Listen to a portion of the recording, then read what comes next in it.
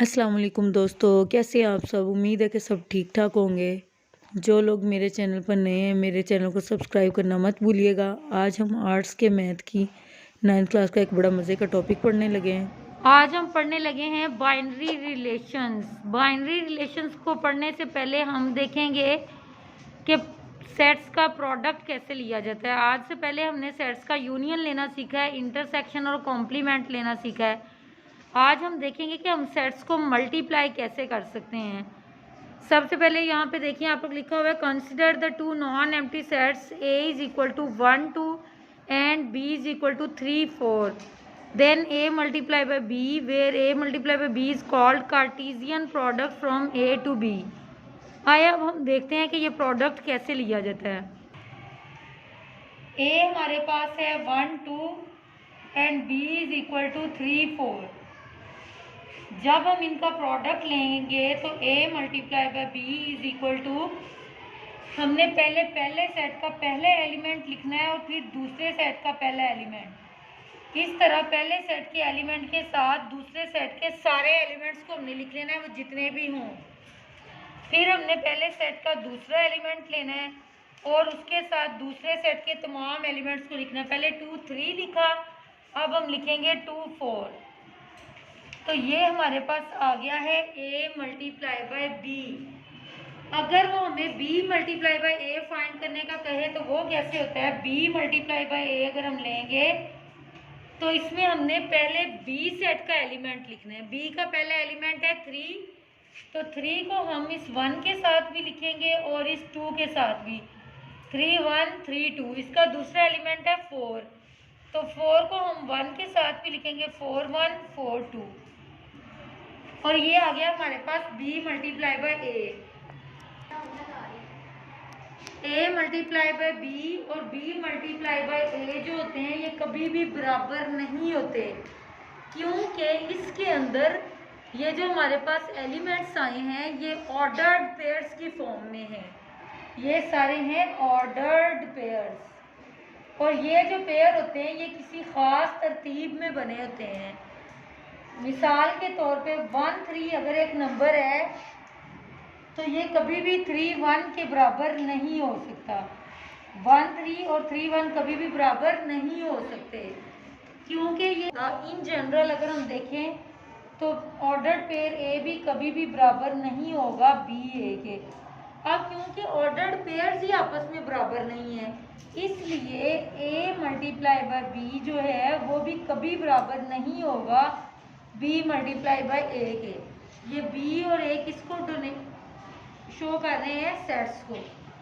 तो सेट्स का प्रोडक्ट अगर हम लें तो A मल्टीप्लाई बाय B कभी भी बराबर नहीं होता B मल्टीप्लाई बाय A के, यानी इसके ऊपर कॉम्यूटेटिव लॉ अप्लाई नहीं होता। और ये जो प्रोडक्ट है इसका नाम होता है कार्टेशियन प्रोडक्ट। Cartesian product. अब आपको याद होगा कि हम पहली क्लासेस में हम पढ़ते रहे हैं, फॉर एग्जांपल अगर हमारे पास एक सेट है 1 3, तो इसके हम सारे के सारे सबसेट्स जब लिखते थे तो पहले हम एम्प्टी सेट लिखते थे, फिर सारे सिंगल्टन सेट्स लिखते थे, फिर 2 2 वाले एलिमेंट्स लिखते थे। अब इसमें पहले ही 2 एलिमेंट्स हैं तो लास्ट एलिमेंट हमारा वही आ जाएगा। तो ये हमारे सारे सबसेट्स का सेट है। ये था हमारे पास, इसके सारे सबसेट्स होते थे, ये सारे कहलाते थे सबसेट्स। अब हम इसी तरह से ये जो हमारा कार्टेशियन प्रोडक्ट है इसके भी हम सबसेट्स बनाएंगे। इसके जो सबसेट्स बनाएंगे वो किस तरह से हम बनाएंगे? फॉर एग्जांपल मैं एक सबसेट ले रही हूँ 3 1। हम इसके अंदर जब एलिमेंट्स लिखेंगे तो इसी तरह ऑर्डर्ड पेयर्स की फॉर्म में लिखेंगे। ये याद रखिएगा कि कार्टेशियन प्रोडक्ट में जो एलिमेंट्स होते हैं वो ऑर्डर्ड पेयर्स की फॉर्म में होते हैं।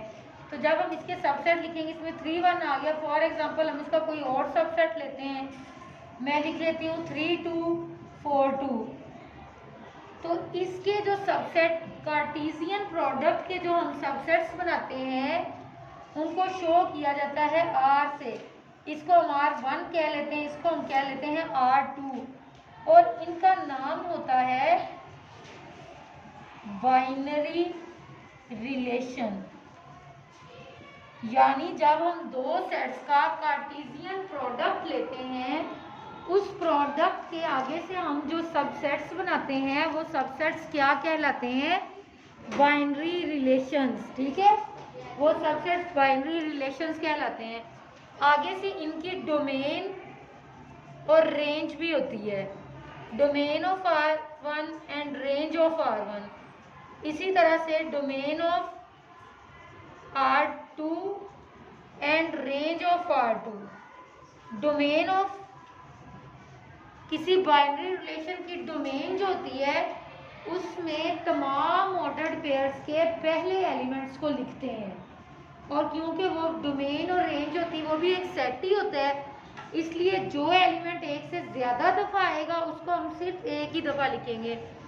फॉर एग्जांपल अब R1 में हमारा फर्स्ट एलिमेंट है 3, तो ये R1 की डोमेन में आ जाएगा सिर्फ 3। इसी तरह इसके ऑर्डर पेयर में सेकंड एलिमेंट 1 है, तो रेंज ऑफ R1 आ जाएगी हमारे पास 1। अब हमने इसकी डोमेन और रेंज लिखनी है। इसमें पहला एलिमेंट है 3 और 4, तो इसकी डोमेन में आएगा 3 4, और इसकी रेंज में इधर भी 2 आ रहा है, इधर भी 2 आ रहा है, सेकंड एलिमेंट दोनों 2 ही हैं, तो 2 को हम एक दफ़ा लिखेंगे। रेंज ऑफ R2 हमारे पास आ गई 2। ये है इसका तरीका कि डोमेन और रेंज किसी बाइनरी रिलेशन की हम कैसे फाइंड कर सकते हैं।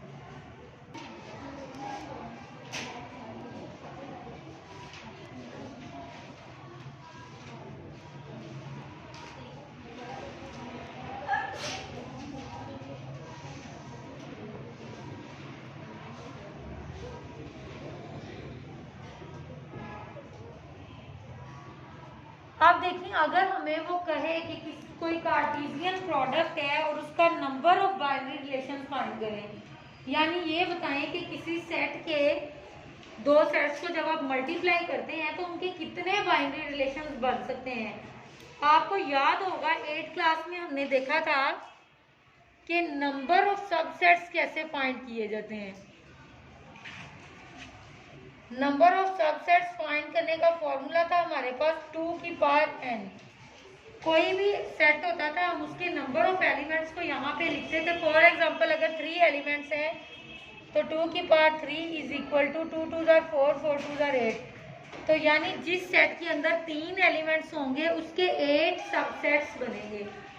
उसी तरह से अब यहाँ पे हमने क्या फाइंड करना है? Number of binary relations of Cartesian product, कि अगर किसी दो सेट्स को मल्टीप्लाई करते हैं तो उनके कितने बाइनरी रिलेशंस बन सकते हैं।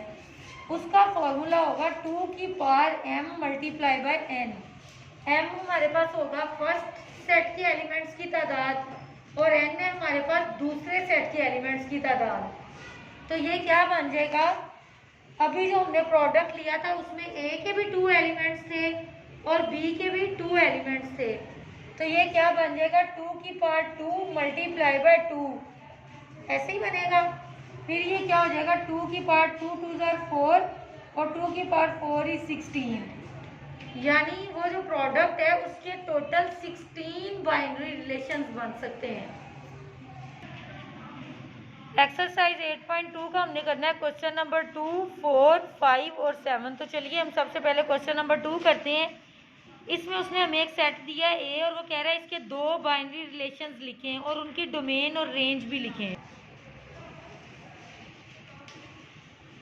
आप देखिए उसने हमें एक ही सेट दिया है और वो कह रहा है कि इसके बाइनरी रिलेशंस फाइंड करें। जब उसने 2 सेट्स दिए हो तो अंडरस्टूड बात है कि हमने उन दोनों को आपस में मल्टीप्लाई करना है।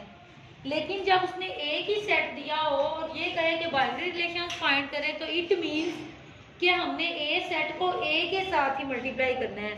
तो यहाँ पे हम एक और ए लिख लेंगे, ए इज इक्वल टू -2 1 एंड 4। अब जब हम इनका कार्टेशियन प्रोडक्ट लेंगे तो हम लिखेंगे a multiply by a is equal to -2 फिर -2 के साथ 1 -2 के साथ 4, फिर हम लिखेंगे 1 के साथ a के सारे एलिमेंट्स 1 -2 1 1 1 4। फिर हम लिखेंगे 4 के साथ सारे एलिमेंट्स, 4 -2 4 1 एंड 4 4। अब हमने इसके बाइनरी रिलेशंस फाइंड करने, कोई से दो, तो हम खुद से इसके बाइनरी रिलेशंस ले लेते हैं। कोई से भी एलिमेंट्स उठा के इसमें लिख लेंगे। फॉर एग्जांपल मैं इसमें लिख रही हूँ -2 4 4 1। एक और बाइनरी रिलेशन मैं लेती हूँ R2, उसमें मैं कोई और एलिमेंट्स लिख लेती हूँ, -2 लिख लेती हूँ, 1 -2 लिख लेती हूँ, 1 4 लिख लेती हूँ। अपनी मर्जी से हमने लिखने हैं, चाहे 1 लिख लें, 2 लिख लें, 3 लिख लें, 4 लिख लें। इसकी हमने डोमेन फाइंड करनी है, तो डोमेन ऑफ R1 क्या हो जाएगी, पहले एलिमेंट्स हैं -2 और 4, तो ये इसकी डोमेन बन जाएगी। और इसकी रेंज क्या बनेगी, range of R1 is 4 and 1, तो हम लिखेंगे 1 4। तो ये इनकी डोमेन आ गई है। अब इसी तरह से इनकी रेंज और डोमेन कैसे लेंगे, डोमेन ऑफ R2 -2 और 1 2 टाइम है, तो हम एक ही दफ़ा लिखेंगे, ये आ जाएगा -2 1। रेंज ऑफ R2 आएगी, -2 2 टाइम आ रहा है और साथ आ रहा है 4, तो -2 और 4, ये इसकी रेंज आ गई और यही हमारा आंसर।